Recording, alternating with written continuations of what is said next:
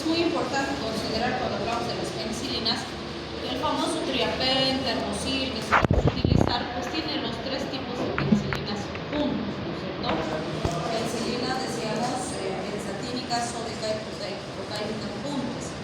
La sódica o la potásica, que es la de acción rápida, en general se usa, o sea, si bien la dosis me dice, no se puede ser de 1.2 a 2.4, incluso algunos me dicen hasta 24 millones de unidades internacionales por día, porque se da cada 4 horas.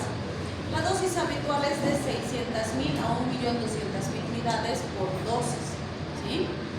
En el caso de la penicilina G procaínica, que hemos dicho que ya es de depósito, se recomiendan 600.000 unidades cada 12 horas, ¿sí? Y en el caso de la benzatínica, se recomiendan 1.2 millones de unidades cada 3 a 4 semanas, ¿sí? O 2.4 millones de unidades internacionales. Entonces de ahí viene el famoso 633. Por ejemplo, van a escuchar el Triapen Forte y el Triapen 633. ¿Por qué?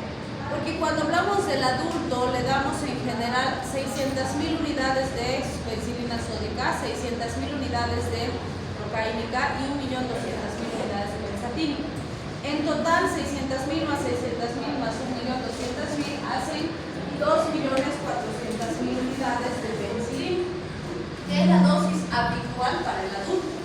Y el 633 es la mitad de eso, porque fíjense, 300.000 unidades de sódica, 300.000 unidades de procaínica y 600.000 unidades de benzatínica. En total, 1.200.000 unidades.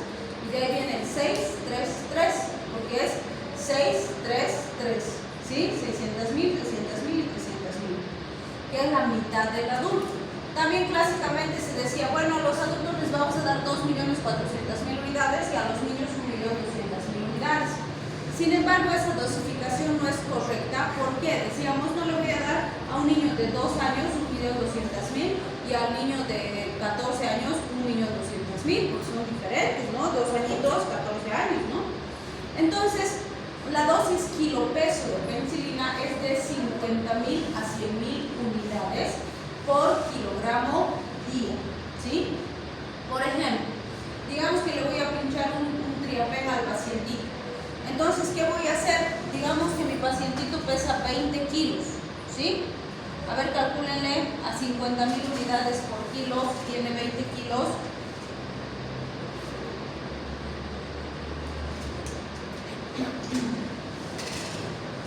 Fíjense, estamos diciendo que la presentación pediátrica va a venir 1.200.000 unidades internacionales. Ese sería mi Triapen 633, ¿sí? Mi paciente pesa 20 kilos y le voy a dar 50.000 unidades por kilo. ¿Qué tengo que considerar? Que mi vial viene de 1.200.000 unidades en 5 ml. Entonces recuerden que aquí son los ml de la solución y aquí abajo serían las unidades, o sea, 1.200.000 unidades. ¿Cuánto sería eso?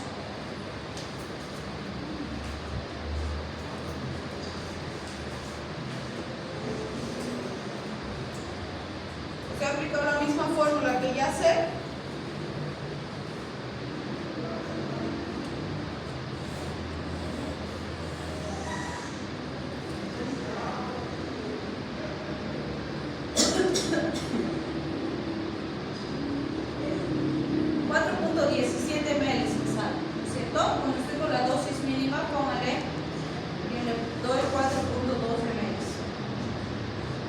Del vial voy a usar 4.12 ml para administrar al paciente, ¿sí? Y así tengo una dosis más exacta, más precisa, ¿sí?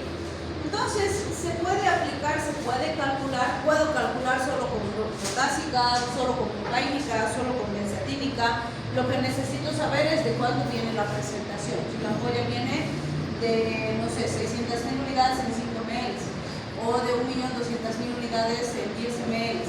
Si sé ese dato, hago perfectamente mi cálculo de kilos, ¿sí? Entonces es muy importante considerar eso. También es muy importante considerar cuando hablamos de penicilinas las contraindicaciones en pacientes pediátricos. ¿Por qué? Cuando salieron al mercado no había ninguna contraindicación en el paciente pediátrico, ¿sí? Para la administración, porque de hecho estas administran intravenosas, ¿sí? Pero ¿cuál fue el problema? A medida que fueron pasando los años, desde hace más o menos unos 10, 15 años, empezaron a haber necrosis distales en pacientes menores de 2 años, ¿sí?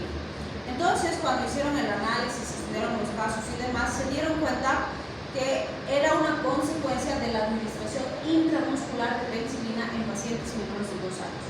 Entonces, hoy en día está contraindicado el uso de penicilina intramuscular en pacientes menores de 2 años, ¿sí? Que hace 20 años no había esa contraindicación. Porque en Bolivia, por ejemplo, hemos tenido 2 casos graves. Uno se le ha necrosado el piecito y en otro toda la piernita. Y han tenido que amputar, ¿sí? Entonces resulta que el musculito glúteo en esa edad es muy pequeñito y no tolera bien la densidad del fármaco y se empieza a necrosar. Entonces, por esa razón han dicho, no, si necesitas usar realmente penicilina en un paciente menor de 2 años, mejor hospitalizarlo y pasarle intravenoso, porque ahí no hay ese riesgo porque estás pasando a nivel sistémico en vena, no en el músculo, ¿sí? El problema, la razón de la necrosis es el musculito que no tolera el fármaco, ¿sí? Incluso la OMS desde hace más de 10 años en sus últimas guías ha ampliado la recomendación y ha dicho menores de 2 años no deberíamos usar penicilinas intramusculares, pero desde los 5 años hasta los 2 años tener mucho cuidado, usar solamente si es estrictamente necesario y mejor si pasamos intravenoso con el paciente hospitalizado, ¿sí? Entonces, ojo, tengan mucho cuidado con las penicilinas en pacientitos pediátricos. Bien, tenemos también la penicilina B o fenoximetilpenicilina. Fíjense que esta no es nueva, es antiguísima, solo que por muchos años no se la ha usado con mucha frecuencia, justamente porque su actividad intrínseca es menor que la de las penicilinas G. ¿Qué implica que tengan actividad intrínseca más baja?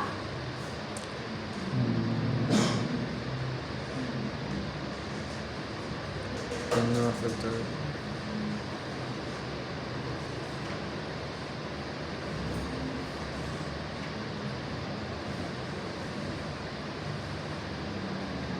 Que el efecto es menor, ¿se acuerdan? Porque ocupa los mismos receptores, la misma cantidad de receptores, de la misma forma, pero su actividad es menor, ¿sí? Entonces eso ha determinado que sea relegado, o sea, si bien su espectro es muy similar al de las penicilinas G, en general se la ha dejado para infecciones de menor complejidad, por eso decimos meningitis, infecciones orales de tejidos blandos poco importantes, ¿sí?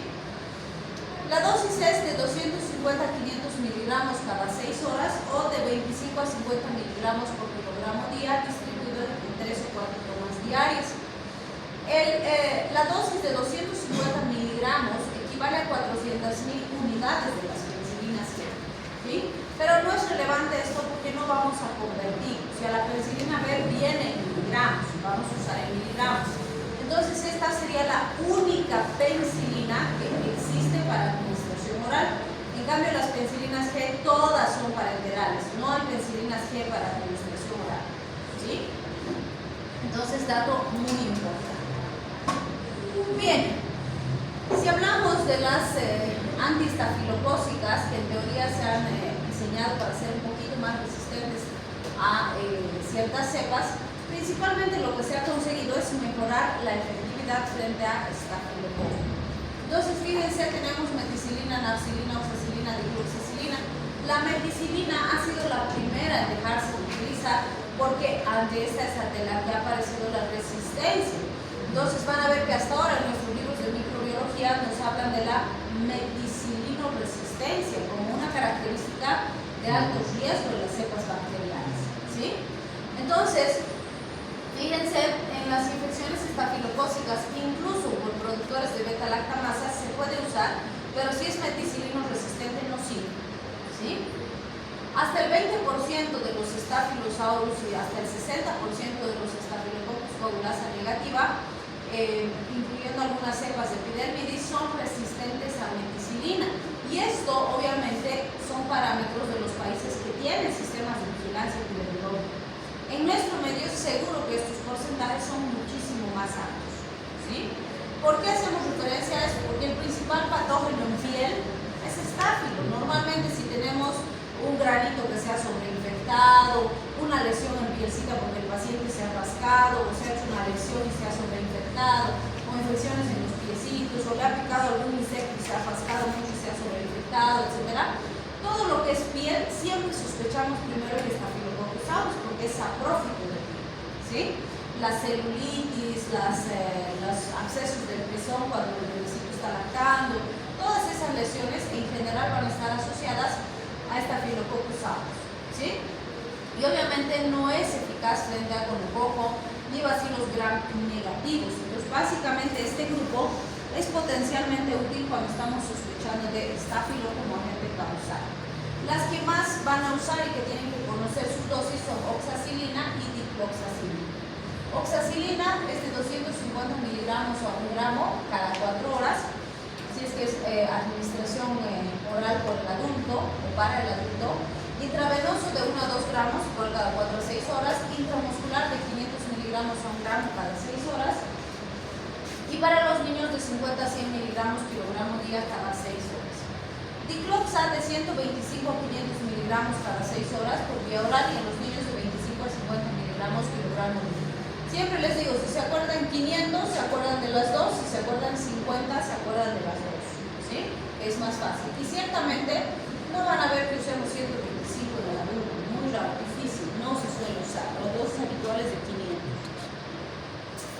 Bien, si hablamos de las penicilinas de espectro ampliado, ahí tenemos las aminopenicilinas, donde está nuestra querida amoxicilina, está la ampicilina, la vancomicilina. Estas se reservan más para uso intrahospitalario, la amoxi, la que hemos usado mucho de forma ambulatoria, pero también se ha abusado de la amoxicilina, ¿no? Fíjense su espectro. Teóricamente, amoxi debería servirnos para meningitis, infecciones por enterococcus, activa frente a algunos anaerobios, debería servirnos para salmonella, shigella, hemófilos, E. coli. O sea, básicamente, aminopenicilinas deberían servir para cualquier microorganismo, ¿sí?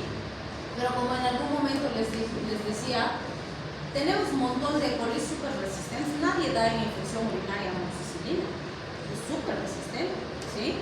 Tampoco van a ver que un paciente con salmonelosis, por ejemplo, le estén dando amoxi. No, porque no hay buena eficacia.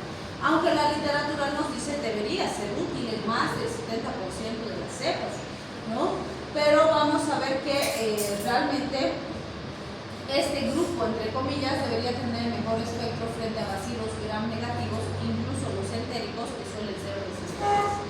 Con lo que se ha logrado rescatar bastante a la amoxicilina es con el ácido clavulánico, ¿no? Entonces, amoxiácido clavulánico todavía sigue siendo una gran alternativa.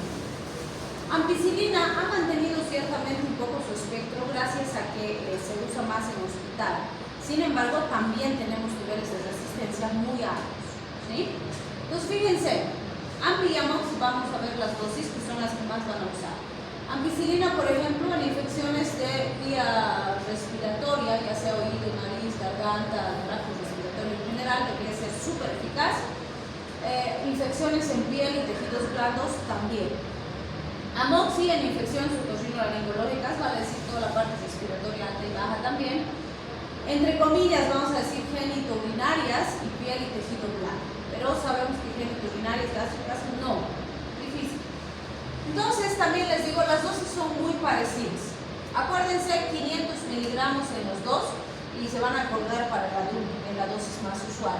El libro nos dice 250 miligramos cada 8 para el adulto de amoxi. Mentira, nunca le damos al paciente adulto 250. Le damos 500 o le damos 1 gramo, pero no le damos 250. ¿Sí? Entonces, si se acuerdan, 500 miligramos a 1 gramo, saben de las dos. La diferencia, ampi cada 6, amoxi cada 8. Esa es la diferencia básica. Intravenoso, intramuscular, igual, fíjense, 500 a 750, en general es 500 a 1 gramo. Lo mismo en el caso de la amoxi, bueno, amoxi no hay para administración intravenosa. La dosis kilopeso, 50 a 100 miligramos kilogramo día, en los dos, ¿sí? Diferencia, ampi cada 6, amoxi cada 8, ¿sí? Y ya está. Entonces, esas sí tienen que saber. Amoxi todavía en niños se usa, sí, en infecciones incluso urinarias, diríamos, gástricas y demás. Todavía tenemos eficacia, ¿sí? Pero los niveles de resistencia sí están aumentando de forma significativa con los casos. Bien, las carboxipenicilinas, carboxicilina, ticarcilina, fíjense las infecciones en las que normalmente se usan, son infecciones graves, ¿no? Producidas por microorganismos en general nosocomiales, resistentes, gram negativos, por ejemplo, fíjense, septicemias, endocarditis, tenemos neumonías severas, otitis externas malignas, las endoftalmitis, que son así tan feas, tenemos las mastoiditis, las osteomelitis, que normalmente incluso se hacen limpiezas quirúrgicas, literalmente se entra al quirófano y el cirujano o el traumatólogo cepilla con un cepillo de hierro metálico, le cepilla la herida para sacar todo el tejido infectado y demás, porque si no, con curaciones externas nomás no mejora el paciente, aún dándole antibiótico terapia. Entonces es curaciones quirúrgicas más antibiótico terapia, ¿no? O curaciones en el hospital cada día, cada 2 días se cura, dependiendo del tipo de infección, más la antibiótico terapia.